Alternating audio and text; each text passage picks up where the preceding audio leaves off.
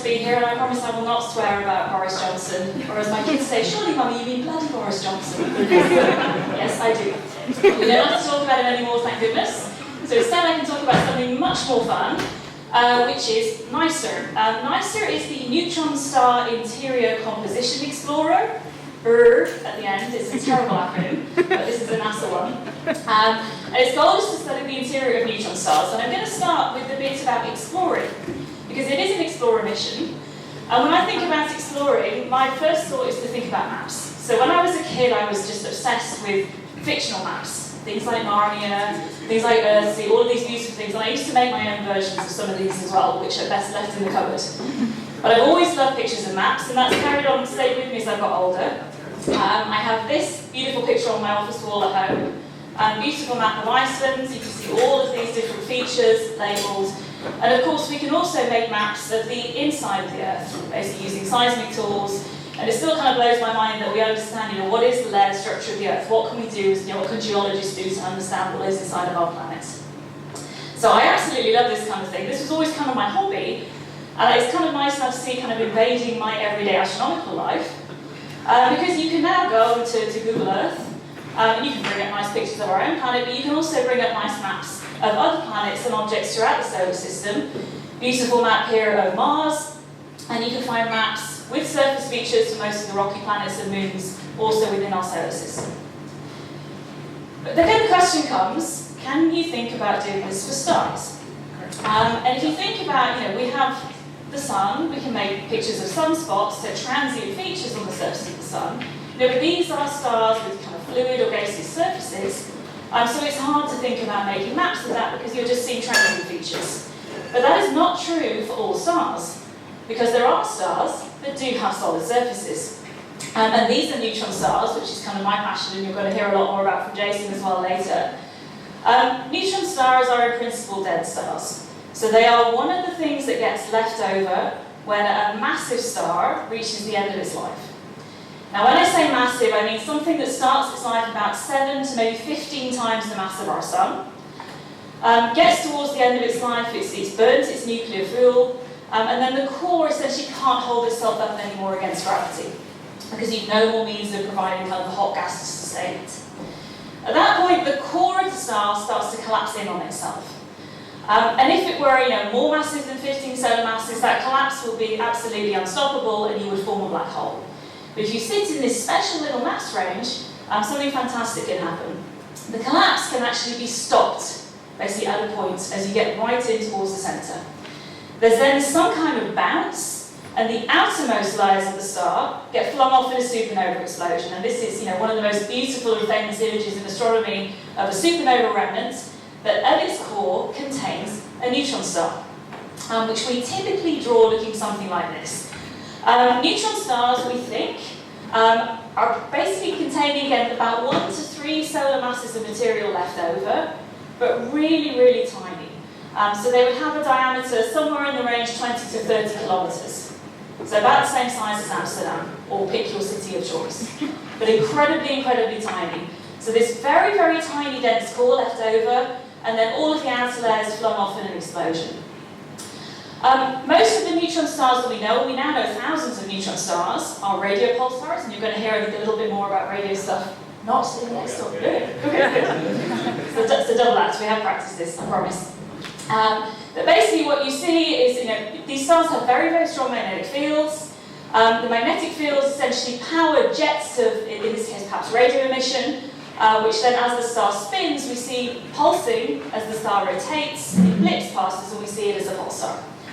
And we can also see these stars in X-rays as well, and that's what NICER essentially is doing. So basically, if I now kind of zoom in on what a neutron star looks like, one of the books I had as a kid when I was growing up was based on a Channel 4 British television series. And they made this comment that a neutron star is really way more like a small planet than a star, and that's absolutely correct, because we think that neutron stars have solid crusts. So some kind of thin atmosphere. They may have a thicker ocean if they're pulling material from a companion star. Those can blow up. Great fun. I'm not going to talk about them at all. Invite me back in a year and I'll tell you about those. But for the ones that don't explode, thin atmosphere, solid crust, maybe 1 to 2 kilometres thick, basically on the outer part. And then we have no idea what happens as we get in towards the core. Basically, we are taking material and crushing it together under incredibly strong gravity. And if you take a regular atom, you push the electrons in towards the nucleus, they're going to combine with protons and form neutrons. And hence the name neutron star, the idea that you can just make something that's mostly neutrons. But it probably isn't just mostly neutrons. Perhaps we have just ultra dense, mostly neutron matter with perhaps 10% of protons. But you can also have the neutrons and protons themselves kind of dissolving into their constituent quarks. Maybe just up and down quarks, maybe also strange quarks forming as well. So we may get strange matter forming in the cores of neutron stars as well. We have several times nuclear density in the core here. Theorists go absolutely crazy with all kinds of entertaining things that we may be able to find in the cores of neutron stars. And I get as far as saying this is particle goo, and that is my summary of all different theories together. So this is something that we would really like to understand. And also the solid crust opens up perhaps the option of making maps of these things. This is essentially what NICER is doing. We are making maps, not with kind of nice little geological survey instruments or seismology. We're making maps with relativity and with X-ray telescopes. We use the fact that neutron stars have incredibly strong gravitational fields. And I know you hear a lot about black holes and gravitational fields, but it's just as much of an issue for neutron stars as well. You can see here a little movie showing one of the effects that we take advantage of. If we have a neutron star with some bright emitting spot, for example, and for NICER, this might be the magnetic polar cap of the star, very hot and emitting in the X-ray. If we don't worry about any relativistic effects, when the spot goes around the back of the star, the brightness drops to 0, and we stop seeing it. Okay, so you would see that change as the star rotates. Once you put strong relativistic gravity in there, now it starts to bend light. So as light is emitted from the back of the star, it gets bent round and comes towards us, so we can actually see the back of the star. And that's what you're seeing here. We can now see both of the poles of the star due to the distortion of space-time. The spot never actually vanishes, and so the brightness never drops to 0 as the star rotates. And this is the kind of thing we can actually model, in principle, to get a handle on the gravitational field of the star, but also the surface patterns on the surface. And by getting a handle on the mass and radius of the star, how much matter it contains and what size it is, we can then, hopefully, in principle, say something about this particle goo of what kind of thing is sitting in the core of the star. So that essentially is what NICER is trying to use. So I'm using relativity essentially as a tool to try and make maps of stars. Okay, so let me now introduce you to NICER. It's a NASA mission, so we have a kind of fancy patch. Basically, it's on the International Space Station. Here's the NICER telescope, and here is our lovely pulsar that we're going to try and measure. This is NICER before it launched in the clean room, to give you an idea of the size. These are regular sized people for scale. When I first showed this picture to one of my kids back in 2017, my eldest daughter went very quiet. She said, "Mummy, ninjas!" I said, "Yes, your mother works with space ninjas." It didn't last long, but very briefly I was the coolest mum of all time. Very briefly, it did not last. So here it is before launch. It was launched in 2017, went up as part of a regular crew resupply mission to the space station on a Falcon 9 rocket. There it is heading up into the sky. And the nice thing about things going onto the space station is you can make movies of them. They don't just fly off like James Webb and vanish, and you never get to see them. This is a very sped up movie showing NICER being unpacked by the robot arm, pulled out, and then it's installed. It does go a bit slower than that in real life. And then also, again, you can stick a fixed camera on the outside and take a movie of your telescope as well. So here is NICER actually on the space station, again, very sped up. It's about to spin around, and you'll see the detectors as it comes around. You can also see we have solar panels whizzing around in the background. Here are the detectors here. And kind of fun, NICER fact, it's actually designed to withstand being kicked by an astronaut.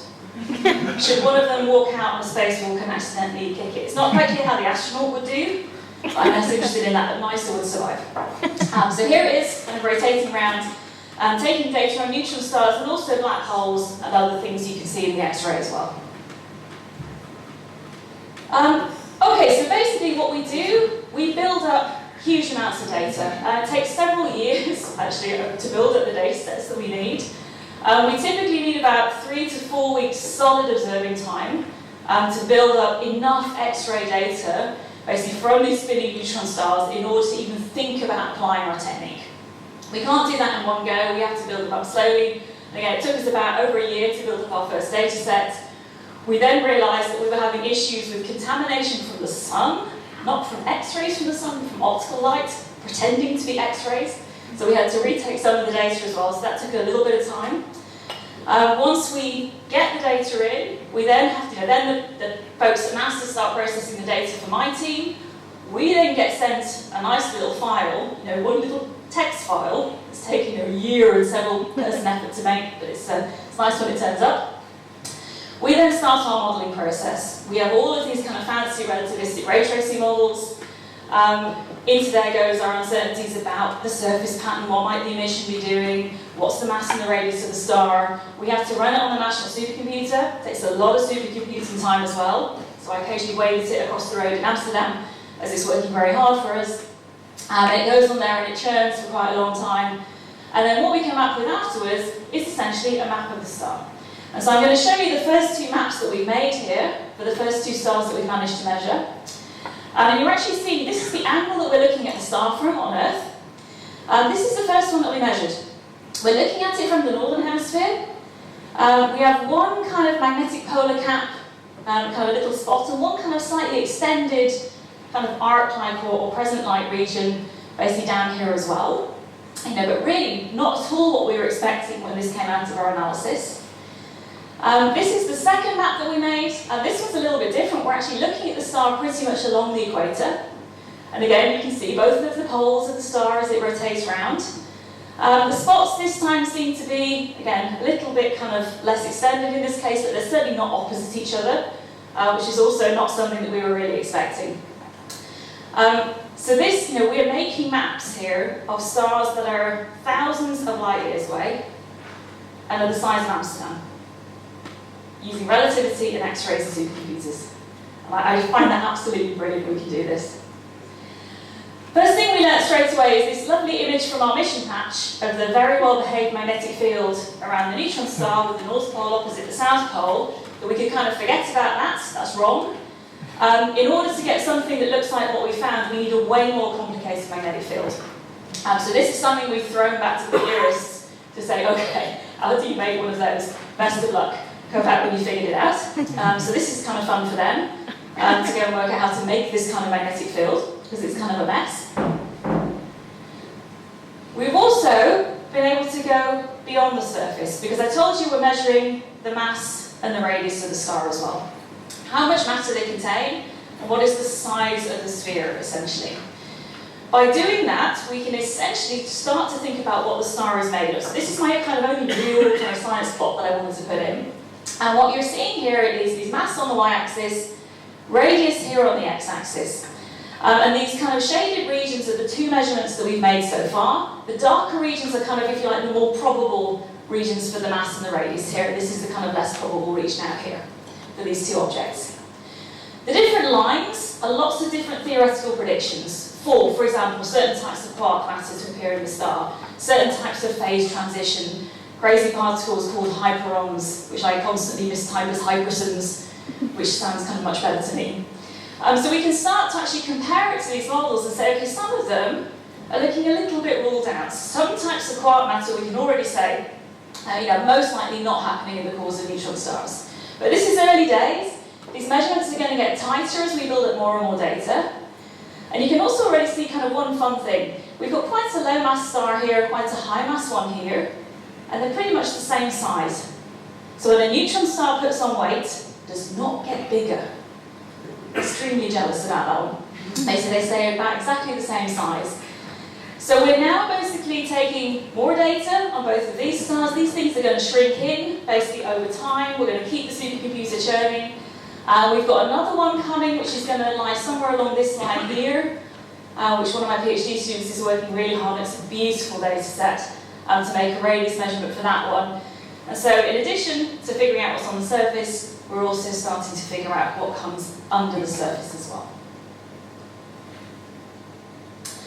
So basically, what has NICE done for neutron stars so far? Well, so far we've measured the size of 2 neutron stars. It's taken us a while since the mission launched to get there. We've measured the size of the highest mass neutron star known, which is about 2 solar mass. More are coming. We hope to make about 6 measurements in total with NICE eventually.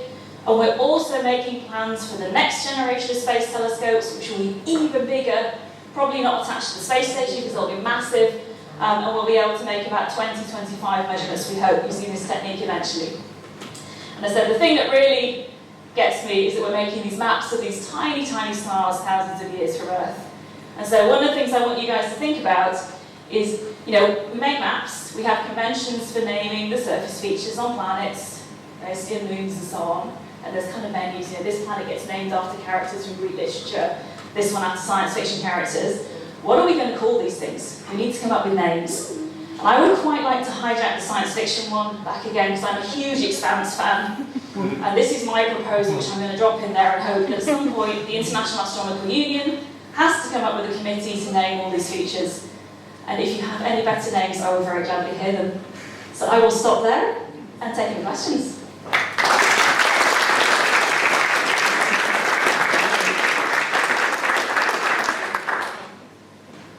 Do we have any questions or naming suggestions for Anna? No naming suggestions, but a question. Why you are going to show the neutron star so far away, thousands of light years? Are there nothing closer that you have to go that you can see more? No, they're not terribly close. Oh. And so we have to take ones that are fairly bright in the X-ray. I mean, NICE actually is a relatively small X-ray telescope as well. But these are kind of the brightest X-ray pulsars that we know about. Basically, again, when they're close enough and the magnetic polar caps are hot enough that we can observe them. But no, they don't tend to be terribly close to Earth, unfortunately. It would be rather nice if they were. And the ones that are a little bit closer just aren't X-ray bright enough for us to do it, unfortunately. What can you tell us about the maps that you did? So, how do you use this knowledge, the knowledge of the maps, in order to learn more about neutron stars themselves? Does it the maps tell us something about the magnetic field of the star, or is it? I heard a long time ago some paper when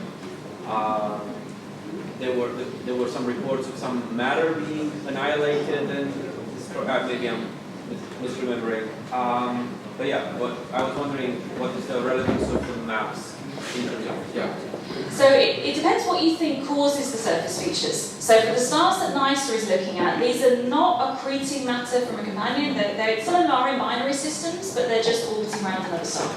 So we are pretty sure here that the X-ray emission is coming from the hot polar caps. These are, again, they're low magnetic field neutron stars, but they're still quite high magnetic field by general standards. Okay, so you're getting currents flowing and heating up the magnetic poles. So the shapes that we're getting in the locations we think are telling us about the magnetic field geometry. And indeed, our expectation was that these are pretty old stars. They've been born in a supernova, they've gone through a period of accreting from a companion, they've spun up to quite fast spin periods. So we were expecting the magnetic fields to be quite boring. And then we fell out with this kind of weirdo thing from the first one. It's like, what is that? But it means that the magnetic field is very complicated. And so we throw it back to just the people who worry about how to make a pulsar pulse. Right. Because these things are not only, for example, X-ray pulsars, they also emit in radio pulsars. And every radio pulsar model assumes it's a perfect dipole. So it's like, good news. And so far, all the theorists have said, well, we've only really been doing dipoles, like very simple models, because it was easy. Now you tell us it's hard, we'll go do those calculations. So there's now a lot of effort trying to work that out. But also just trying to understand, where did that messy field come from? Was it born in the supernova? Could have been. Was it created when it was accreting matter from a companion? So you get into these fun questions about the history of the star. Some of these stars will have had thermonuclear explosions go on their surface in the past as well. What does a thermonuclear explosion look like if the ocean has something like that penetrating it? So there's all kinds of fun astrophysical puzzles now to solve. And when we go to the next generation of telescopes that use this technique, we'll be looking at different types of hotspot on the surface. One of my favourites is storms in thermonuclear exploding oceans, kind of thermonuclear hurricanes. And what we're hoping to do is actually apply this technique to figure out the hurricane structure, which, I kind of like thermonuclear hurricanes. We're actually trying to follow the weather in an exploding ocean using this technique. Can you also apply this technique to radio observations, or can radio observations give you extra information? Right, so we borrow a lot of stuff from the radio astronomers. So basically the X-ray emission is right down at the surface, and we need surface emission to kind of pick up these relativistic effects. The photons have to find their way out to us through the strong gravitational field to pick up the imprints of the mass and radius that we use. So radio emission typically is coming from a lot higher up, so the relativistic effects aren't there for us to model, but we do borrow a lot of information from our radio colleagues. So for example, one of the stars that we analysed, they already knew the mass from radio observations. And so it's a very faint, nicer source, but we already knew from our radio colleagues it was 2 solar masses, it's the highest mass neutron star we know, super interesting from a dense matter perspective, with very high central density. And so they provided us with mass, they were also able to measure the distance, and the angle that we were looking at the star quite precisely. And we then fold that information into our modelling. So we kind of annoyed them with irritating questions for about 6 months, to the point where they actually went and took some more observations for us, which is very kind, to update their measurements to put into our analysis. I think I saw one last question.